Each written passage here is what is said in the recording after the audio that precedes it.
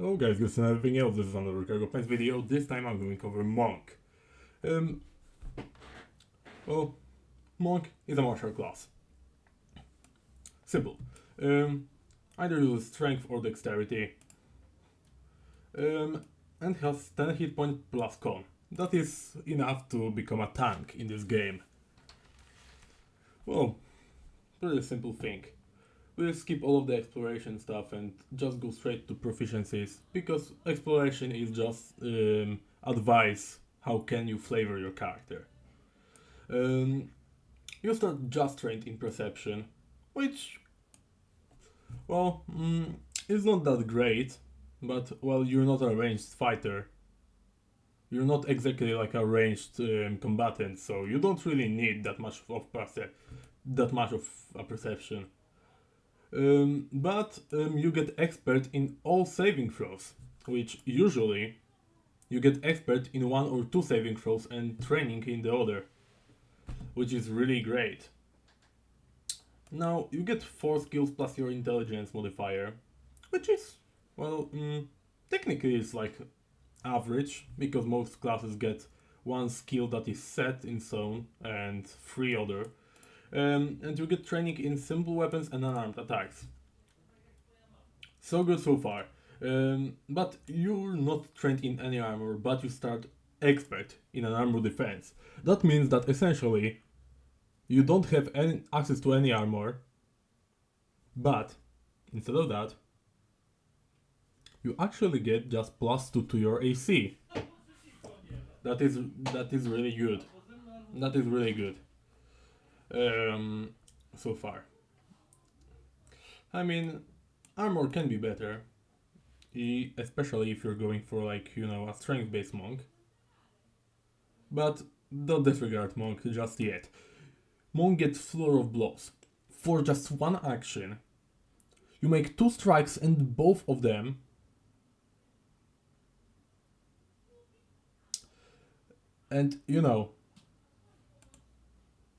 both of them strike with your maximum hit, just your normal attack bonus without multiple attack penalty. That's great. That's actually great.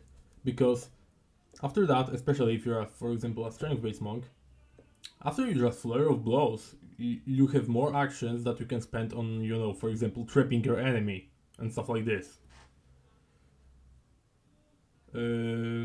Usually, I got a monk that usually just uses Key Strike combined with Flurry of Blows for the first action. Then decides to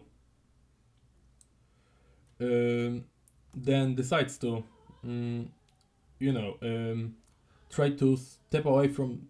I think this, in one case, he tried to trip the enemy and then push the enemy farther. But you can also trip the enemy and try to step away from the enemy, so the enemy not only the enemy needs to waste an action to get close to you, but to just get up from the ground. Also, enemy needs to waste an action to move to you, and then enemy has just one action. That's an excellent way of dealing damage and opens so much room for strategy. Yeah, but I don't want to really waste time, so of course you get skill and general feats. That's pretty easy, and also you get your monk feats, and about feats I will be talking about them later, because monk, once again, doesn't have any subclasses, just like the fighter. So this will be a pretty short video, I think. Now, incredible movement. Yeah, you get plus 10 feet of movement if you're not wearing any armor. And it increases 5 feet every 4 levels beyond third. Which means that at level 7 you will have additional 5 feet, and so far. Now, that's at level 3. Also at level 3 you get Mystic Strikes. Well, your unarmed attacks become magical, so you of course bypass some weaknesses, which is not really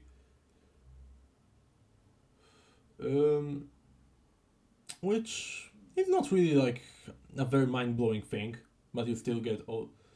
But it is not really a mind-blowing thing. But remember, just still you need hundreds of mighty blows to increase dice, and you will probably have it at level 2, so it doesn't really matter that much. Now, then you get alertness, aka expert in perception at level 5. That's pretty average. Then just a little bit of better initiative. That's pretty much odd. That's pretty much it. I mean, not odd. Now, expert. Okay, I'm not going to just touch it with my mouse again, because Nef is an annoying website to move through. Now, you get expert strikes over here at level 5. You get expert strikes, which means that you have no expert, aka +2. Then you get Path of Perfection, which increases one of your expert saving throws to master. And then when you roll a success on that save, you get a critical success instead. So yeah, pretty much always when you get an proficiency rank increase to master in a saving throw, then it pretty much always gives you critical success instead of a success. Then weapon specialization. Yeah, that's not really a weapon specialization in most cases. But yeah, you just deal additional 2 damage if you're expert, then at master you deal +3 and +4 if you're legendary. That's copy paste. You will never really be, at least to my knowledge, you will never really be legendary. So yeah, right now you'll just get +2 to damage, and it will increase to +3 at later levels.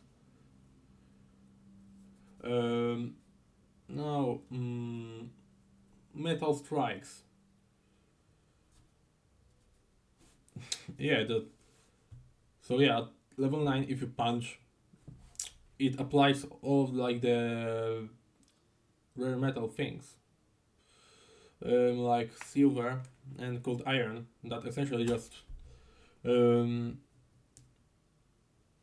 a lot of Fae, demons and devils and stuff like this are weak to it. So that's pretty cool. Then second Path of Perfection, just the same thing as before, just another saving throw. Graceful Mastery. You get Master at Unarmored Defense. That's pretty good. And then Master Strikes.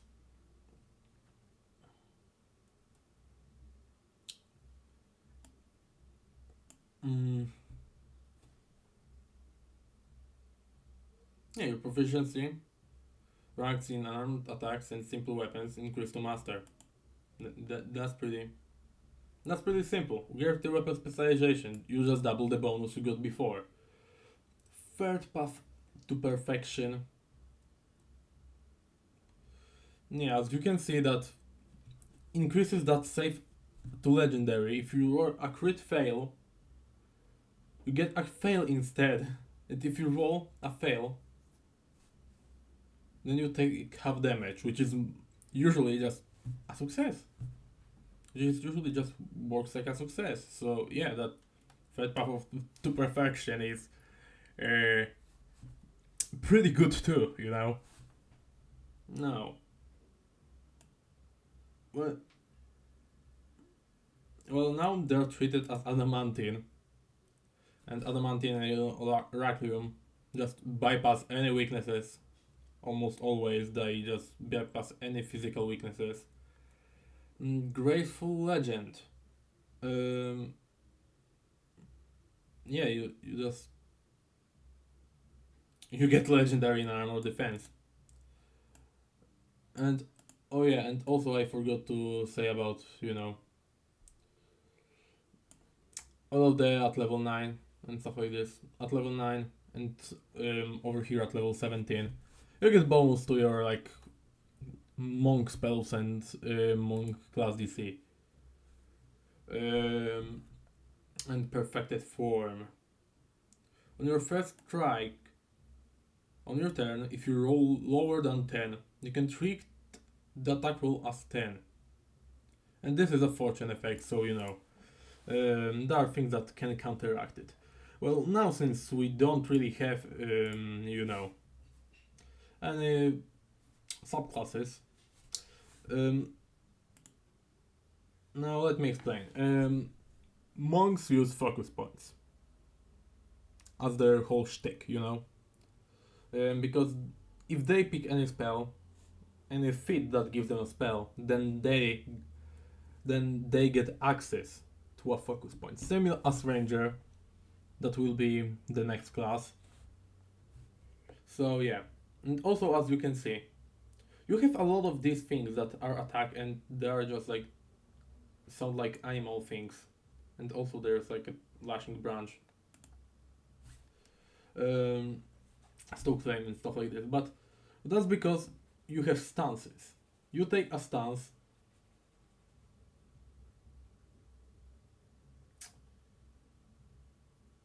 Mm, and yeah, just you get strikes.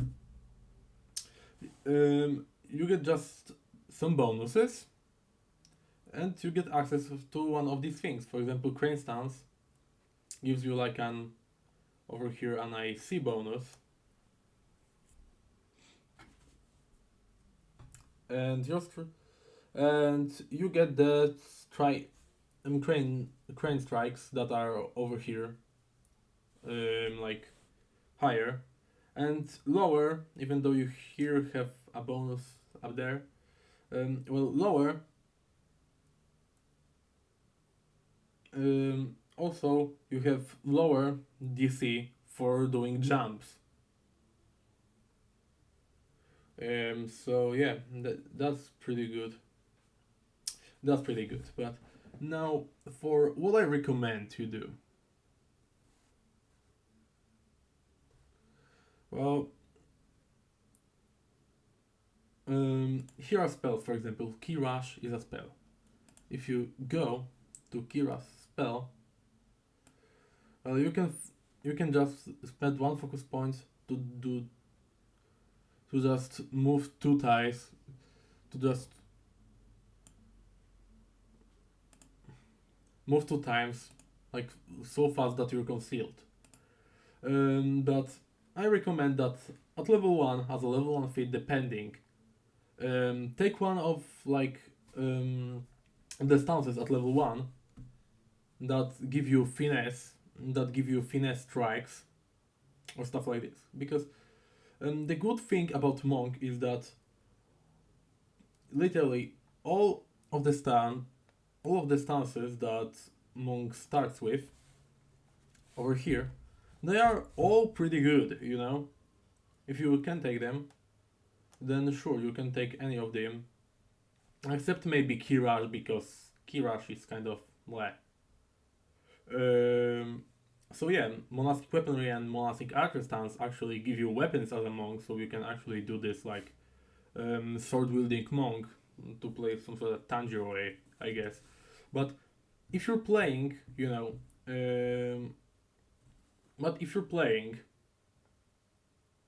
a strength based monk,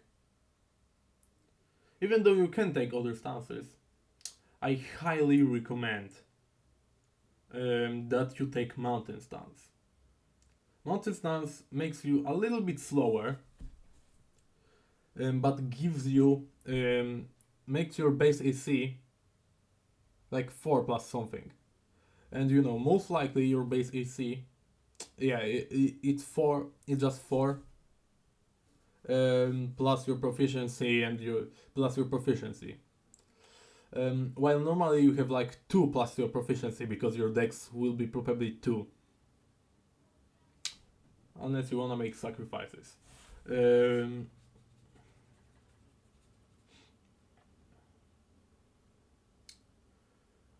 And yeah, that's why I think that mountain stance will be the best one to take at the start. And then at around like level 5, you should be able to like change. You should be able to like freely change your stance. Also, wholeness of body is pretty good healing option for you. 1 inch punch is also, it deals a lot of damage. and Key Blast deals a bunch of area damage. So yeah, 1-inch punch, if you wanna know, can work like a power. It's just like a power attack, but you can also spend additional action to double the amount of bonus dice that you do. Normally you get like maximum of like 4 damage dice, I think, and you will just roll 2 instead of 1 damage bonus damage die. So yeah, and that's pretty great. Just with Monk, pretty much everything is pretty good, but I recommend that if you picked like the mountain stance, after level 10, you will not really get any benefits outside of your just normal attack bonus. So yeah,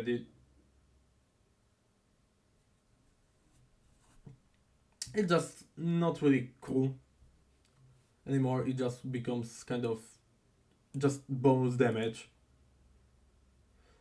But then at level 10, even though it's a level 8 feat, at level 10 I recommend that you at level 10 pick Iron Ball stance.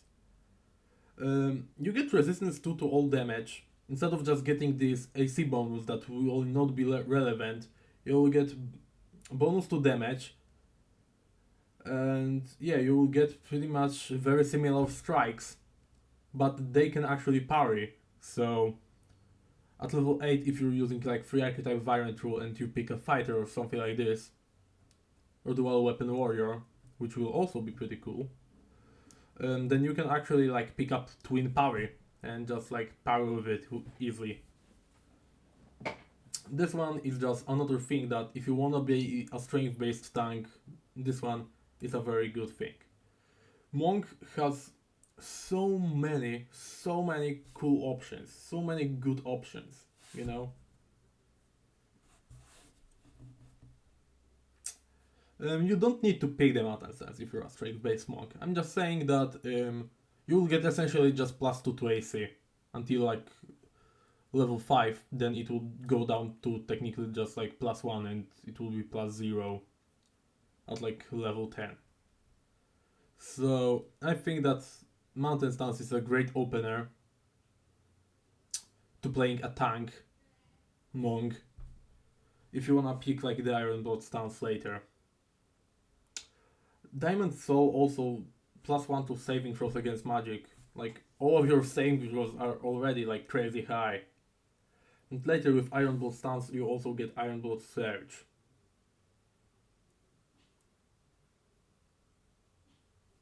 So yeah, you get benefits of not only parry, but also it increases to your strength modifier, which probably will be high if you're trying to pick this guy. So not only you parry, but also if someone actually hits you, then it will be like really good. Mm.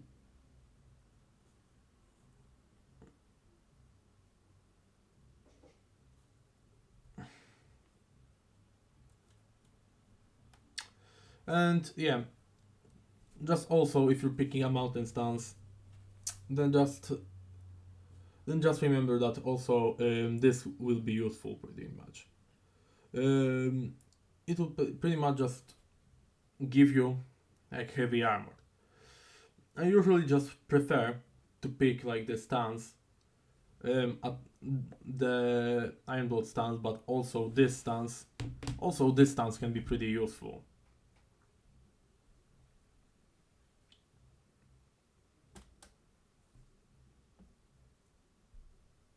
And yeah, also you get dexterity modifier cap to essentially just turn yourself into a champion.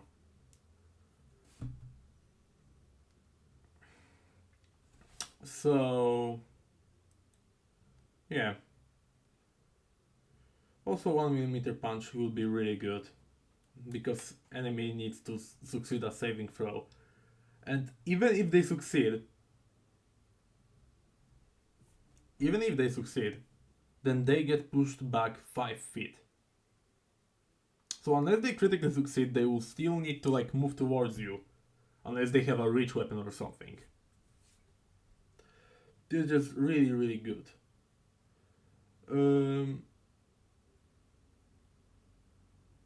Also, Master of Many Styles is not a really good fit, in my opinion. You will probably just stick to one stance, and that's pretty much all that you will use.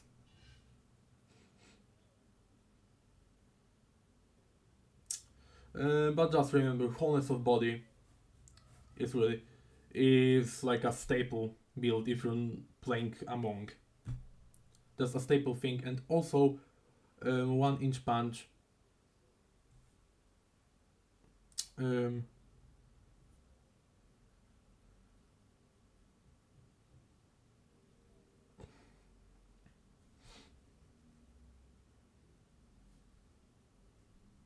Um, that's a very good thing, but because, for example, if you pick like the monastic weaponry, or I don't know if also monastic archer stance works.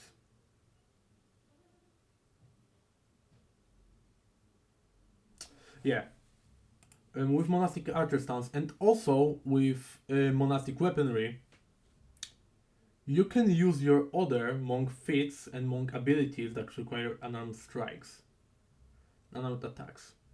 So yeah, you can actually like use the 1-inch punch.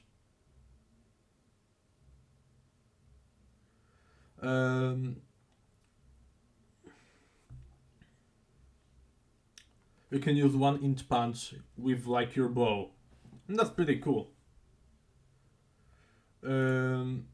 So yeah, I hope I'm not doing this too long. So now I should get to like weapons, but once again, your stances are your weapons, so I actually covered all of this already. You can also pick like, but if you pick, for example, like monastic archer stance, then I recommend a composite short bow because most likely you're still going to be pretty close to enemies. You're probably not going to be that far behind your allies, so short bows would be better, especially composite short bows. And for monastic weaponry, well, I recommend a bow staff. Bow staff is a pretty good weapon, in my opinion.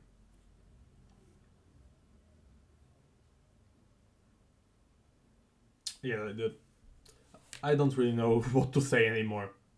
It wasn't as short as the fighter video because monk is like my third favorite class.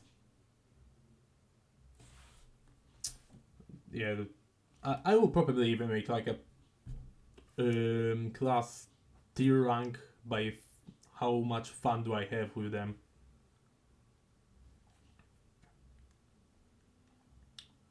So yeah, I will probably actually do it. Um,